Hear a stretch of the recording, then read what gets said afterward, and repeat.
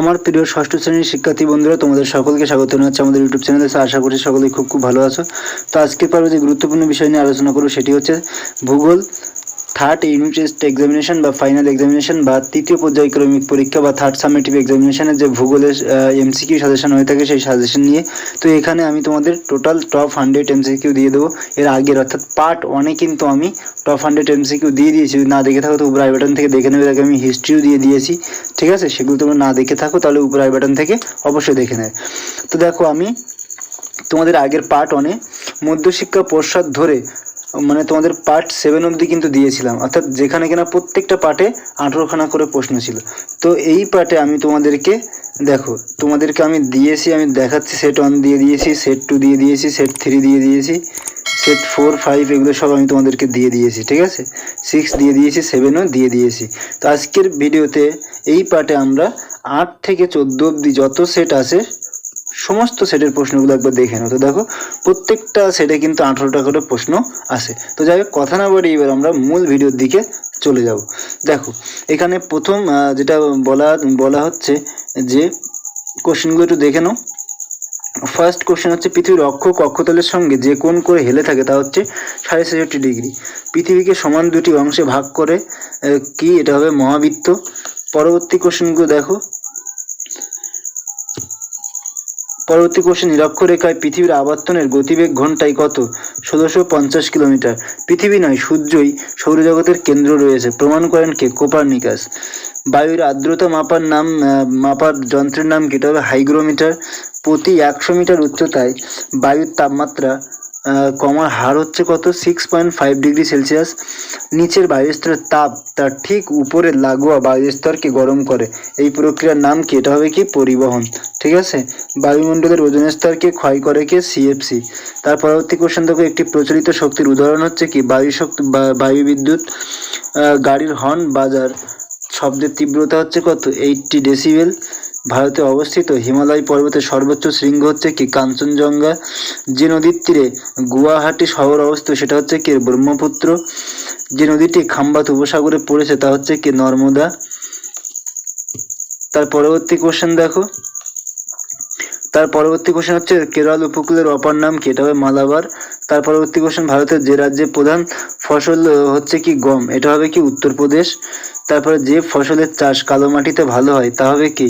তুলো। ভারতের বৃহত্তম আদি জনগোষ্ঠী হচ্ছে কি? গোন্ড। তারপরে ভূমিরূপ, নদ নদী, স্বাভাবিক উদ্ভিদ ইত্যাদি যে মানচিত্রে দেখানো হয় তাকে বলে কি? প্রাকৃতিক মানচিত্র। ল্যাটিন শব্দ ম্যাপা কথার অর্থ হচ্ছে কি? কাপড়। ঠিক আছে? তো বন্ধুরা, আশা করি তোমরা এটা বুঝতে পারলে। এরপরে দেখো মডেল কোশ্চেন সেট 9, এখানেও কিন্তু অনুরূপভাবে 18খানা প্রশ্ন তোমরা আশা করি দেখতে পাচ্ছ। তো দেখে নাও, প্রত্যেকটা কোশ্চেন দেখে নাও। নিরক্ষরেখার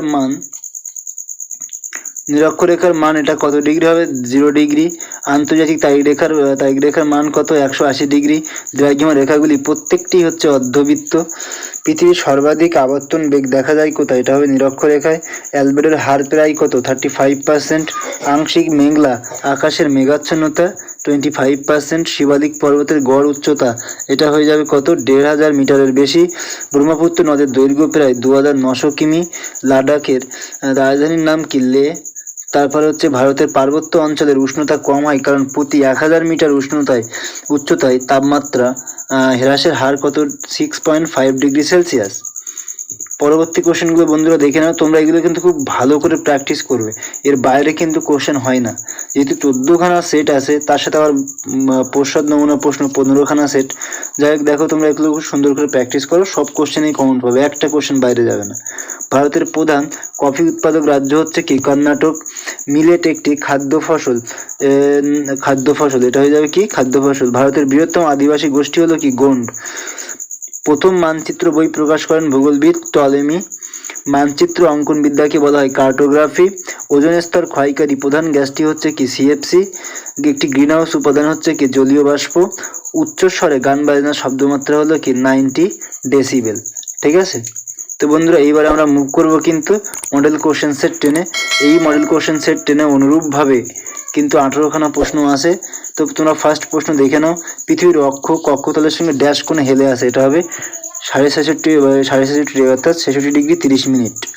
নিরক্ষরেখার মান কত ডিগ্রি? এটা হবে 0 ডিগ্রি। স্থানীয় সময় নির্ধারিত হয় কখন? দুপুর 12টা। তারপরে দেখো আন্তর্জাতিক তারিখ রেখা কল্পনা করা হয়েছে প্রশান্ত মহাসাগরের উপর দিয়ে, ঠিক আছে, প্রশান্ত মহাসাগরের উপর দিয়ে। তো বন্ধুরা আশা করি বুঝতে পারলে হর্ষই হচ্ছে তোমাদের রাইট অ্যান্সার হয়ে যাবে। পরবর্তী কোশ্চেন দেখো, বায়ুমণ্ডলের উষ্ণতা মাপার যন্ত্র হচ্ছে থার্মোমিটার। সম্পূর্ণ মেঘলা আকাশে মেঘাচ্ছন্নতা 100%। ধোঁয়াশা সৃষ্টি হয় বায়ু দূষণে। শব্দের তীব্রতা পরিমাপ করার যন্ত্রের নাম কি? Decibel meter. তারপরে দেখো জাপানের ফুকুশিমায় সীমায় পারমাণবিক শক্তি উৎপাদন কেন্দ্রে বিস্ফোরণ ঘটে কত? 2011 সালে। একটি পানীয় ফসলের উদাহরণ হচ্ছে কি? একটি পানীয় ফসলের উদাহরণ হচ্ছে চা। জারোয়ারা আন্দামানি ভাষায় কথা বলে। আন্দামানি ভাষায় কথা বলে। আমাদের দেশের 65% লোকজন কৃষির সঙ্গে যুক্ত। ভূগোলবিদ মার্কেটর প্রথম মানচিত্র বইটি প্রকাশ করেন 1578 খ্রিস্টাব্দে। পৃথিবীর প্রাচীনতম মানচিত্রটি আবিষ্কৃত হয়েছে ব্যাবিলনে। তারপরে ভারতের বৃহত্তম রাজ্য হচ্ছে রাজস্থান। ভারতের দীর্ঘতম হিমবাহ হচ্ছে কি? সিয়াচেন। ভারতের একমাত্র অন্তর্বাহী নদী হচ্ছে কি? লুনি। পৃথিবীর তৃতীয় উচ্চতম পর্বতশৃঙ্গ হচ্ছে কি? কাঞ্চনজঙ্ঘা।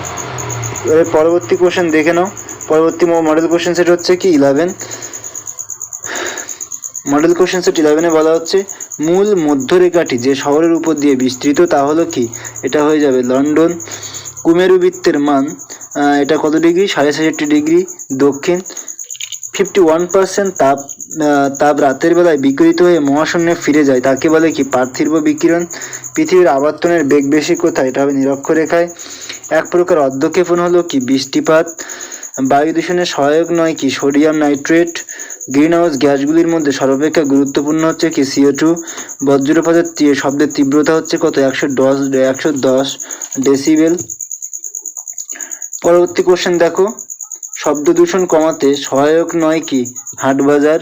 তারপর হচ্ছে ভারতের দ্বিতীয় উচ্চতম পর্বতশৃঙ্গ হচ্ছে কি? কাঞ্চনজঙ্ঘা। তারপরে নর্মদা নদীর উৎস হচ্ছে কি? অমরকণ্টক শৃঙ্গ। শিবালিক ও হিমালয়ের মাঝে সংকীর্ণ উপত্যকা হচ্ছে দুন উপত্যকা। ভারতের বৃহত্তম জনজাতি হচ্ছে কি? গোন্ড। তারপরে গ্লোব হলো কি? ত্রিমাত্রিক। তারপরে পৃথিবীর প্রাচীন মানচিত্র আঁকা হয়েছিল কি? পোড়ামাটি। মিলেট হলো কি? খাদ্য ফসল। পাহাড়ি অঞ্চলের মাটির ক্ষয়রোধের জন্য করা হয় কি? ধাপ চাষ। দুটি পর্বতের মাঝে নিচু অংশ হচ্ছে কি? উপত্যকা। ঠিক আছে, তো বন্ধুরা আশা করি তোমরা এটা বুঝতে পারলে। পরবর্তী মডেল কোশ্চেন সেট 12-এ দেখে নাও। এখানেও 18খানা প্রশ্ন আছে। ফার্স্ট কোশ্চেন হচ্ছে দ্রাঘিমা রেখার সর্বোচ্চ মান কত? এটা হবে 180 ডিগ্রি। পৃথিবী পশ্চিম থেকে পূর্বে আবর্তন করছে। জুন থেকে সেপ্টেম্বর মাস পর্যন্ত হচ্ছে বর্ষা ঋতু।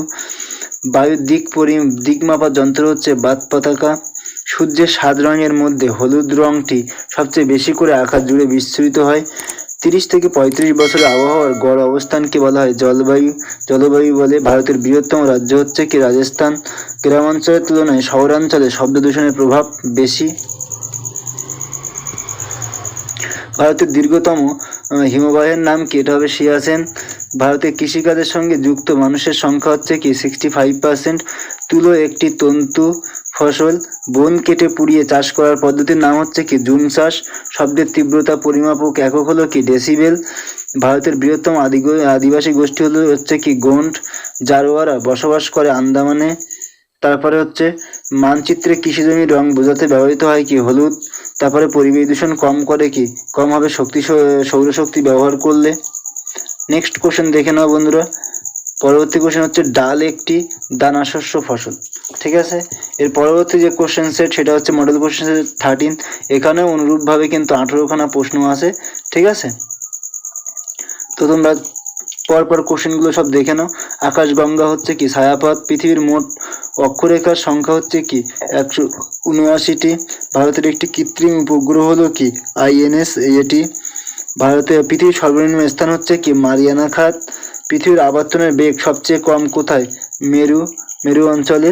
মহাকাশ স্টেশন থাকে এক্সোস্ফিয়ারে।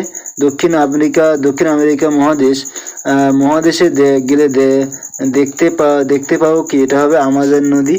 ঠিক আছে, তারপর দেখো পৃথিবী একই উষ্ণতাযুক্ত স্থানগুলিকে যে কাল্পনিক রেখা দ্বারা যুক্ত করা হয় তাকে বলে কি? সমষ্ণ রেখা।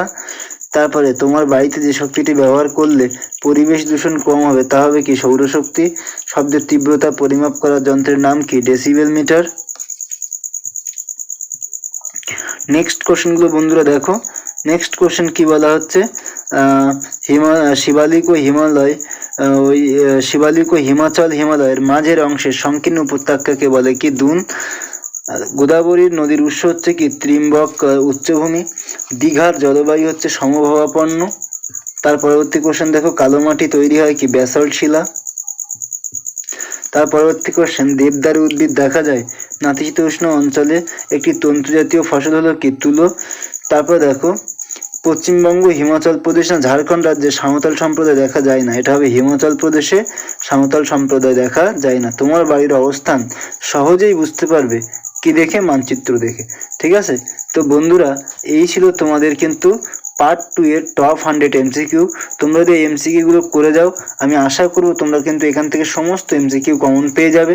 ঠিক আছে, তো তোমরা এগুলো বাড়িতে বারবার প্র্যাকটিস করো এবং আমি আশা করব এই থার্ড টাইমে তোমরা ভালো একটা রেজাল্ট করতে পারবে। তো আজকের ভিডিও আর বেশি দীর্ঘায়িত করব না।